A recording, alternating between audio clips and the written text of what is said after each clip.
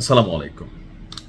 একটা স্ক্রিনশট পুরো জাতির মধ্যে গত 24 ঘন্টা যাবৎ আপনার নানান ধরনের উত্তেজনাকর পরিস্থিতি তৈরি করেছে।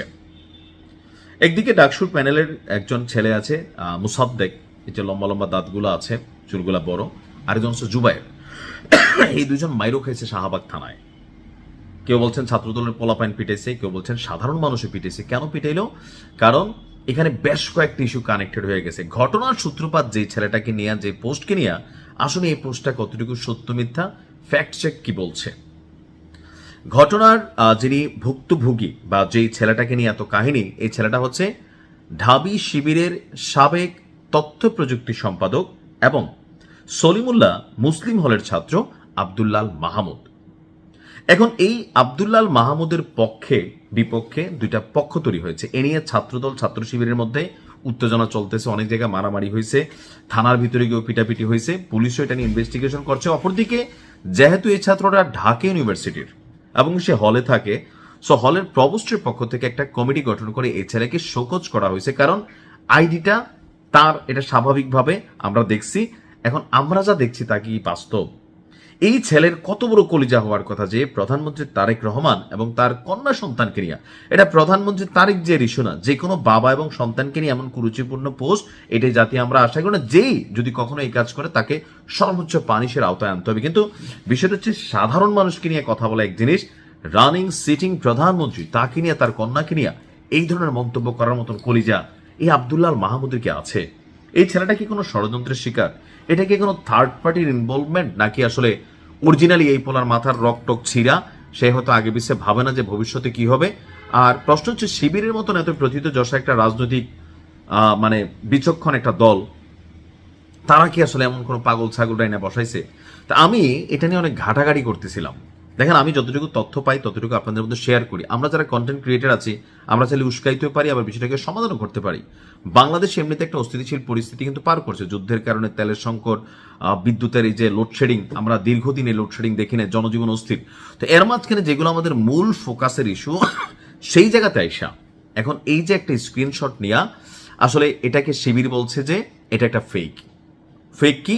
যে যেই আইডি থেকে আপনার এই আব্দুল্লাল মাহমুদের ছবি সম্বলিত পোস্টটা শেয়ার করা হয়েছে, এই আইডিটা তার না। আবার এখানে একটা প্রশ্ন দাঁড়ায়, যদি তারই না হয় তাহলে ঢাবি যেই হলের প্রভোস্ট যিনি আছেন, তারা যখন একটা শোকজ নোটিশ তাদেরকে দিছে, সো তারা কি নিজস্ব কোনো ইনভেস্টিগেশন করে নাই যে এই আব্দুল্লাল মাহমুদের ফেসবুক থেকে কি এটা পোস্টটা শেয়ার হয়েছে, নাকি তার নামে কোনো ফেক আইডি?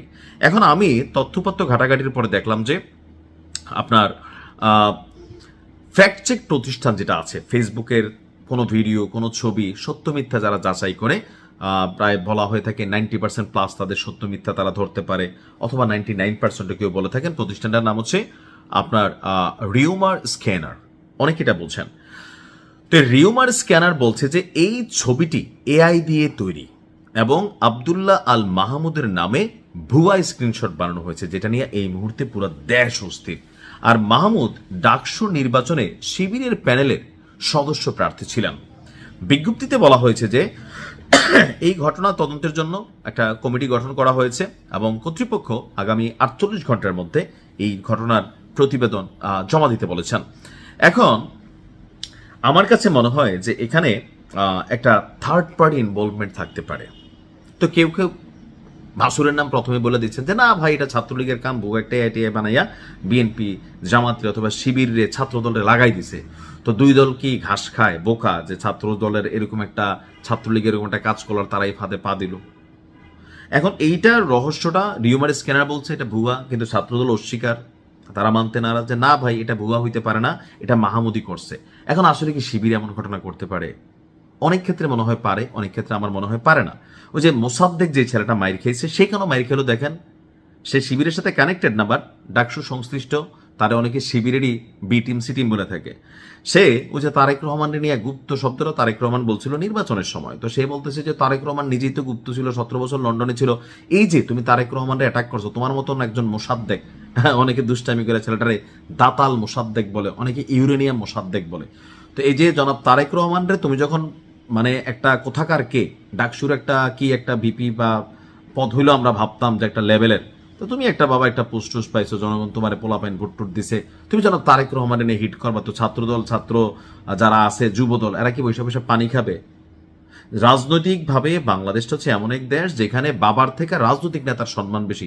ধর্মীয় দৃষ্টিতে অনেক সময় রাজনৈতিক নেতা আপনার বেশি সম্মানের হয়ে যায়। তুমি যখন একটা দলের প্রধানকে নিয়ে বা সিটিং প্রধানমন্ত্রীকে নিয়ে দাতাল মোসাদ্দেক যখন এই ধরনের কথা বলে, তো পোলাপাইন কেন হিট হইবে না, মারবে না? ওদিক দিয়ে জুবাইর আবার বলতেছে ভাই ছাত্রলীগ এইভাবে মারছে না, বুঝাইতে চাইতেছে ছাত্রদল কত খারাপ।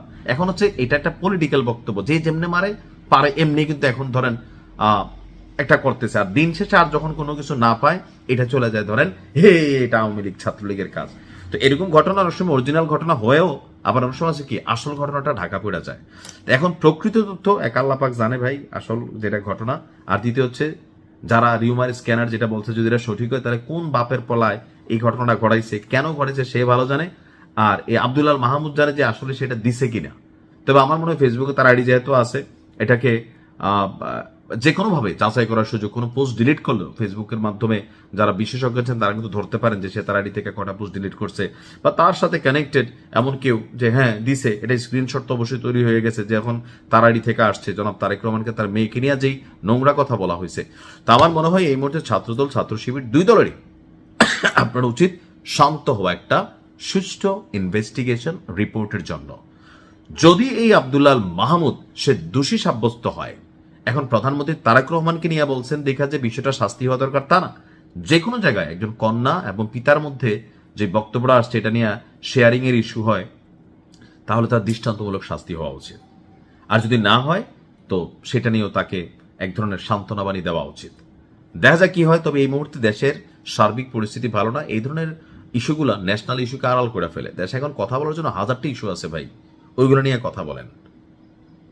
আর ওই যে নতুন নতুন যারা মানে উদীয়মান নেতা আছেন, এনসিপির অনেকে আছে, কথা কি বলে নিজেও জানে না, মুখ একটা আছে, কেউ সংসদে গিয়ে বলে, কেউ রাস্তাঘাটেও বলে, দলের মধ্যে একটা কানেক্টিভিটি আছে সরকারের সাথে যেহেতু পাওয়ারে আছে, তো মুখ আছে বলে আর কি। এখন যার যার মুখের বক্তব্য থাকে না যে আমার খুশি বললাম, এতে অন্য মানুষের কি আসে যায়, একটা জাতি বা গোষ্ঠীর মধ্যে উস্কানিমূলক কোনো বক্তব্য আসে কিনা। তবে এই ধরনের উদীয়মান নেতা অনেকগুলা গজাইছে, মানে কি বলে জানেই না। আবার অনেক ক্ষেত্রে এদেরকে কিছু বললে দল থেকেও দেখছি সরাসরি বিএনপির অনেক নেতার বিরুদ্ধে অনেক সময় অ্যাকশন হয়ে যায়। এটাও আসলে মাঝে মাঝে বুঝি না। তবে এই মুহূর্তে দরকার পুরো বাংলাদেশের ধৈর্য, শান্তি, স্থিতিশীলতা। যদি এগুলো না থাকে মানুষ বলবে নানান ধরনের কথা। আর সোশ্যাল মিডিয়া প্ল্যাটফর্ম আমরা যারা ব্যবহার করি, আমার মনে হয় যে কোনো ইস্যুতে রিয়েকশন দেওয়ার আগে আপনার একটু যাচাই করে নেওয়া উচিত যে ঘটনাটা কতটুকু সত্য। হুট করে রিয়েকশন দিয়েন না যে এই মানুষটি এই কাজটা করতে পারি কিনা, একটু অপেক্ষা করুন, তারপরে হয়তো আইনগত হোক যেটাই হোক একটা ব্যবস্থা নেবেন। ভালো থাকুন, আসসালামু আলাইকুম।